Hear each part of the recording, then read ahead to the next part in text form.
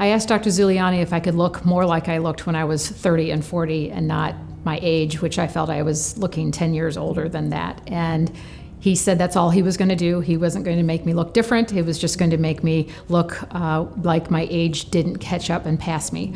I looked at pictures from when I was in my 20s and 30s, and the smoothness around my chin and my cheeks and my neck are exactly what I expected. So it was great.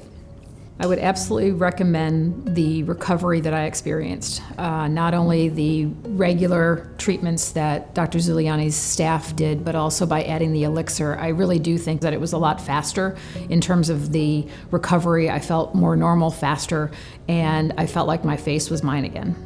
I like the fact that Dr. Zuliani had me come in 3 times in the first 5 days because I wasn't sure what to expect, and just hearing from him that things were going smoothly and as expected and giving me positive feedback on how it was healing even in those initial few days was wonderful. I was comforted by Dr. Zuliani telling me, this looks great, it's not a problem, next time I see you it'll be less. And it was.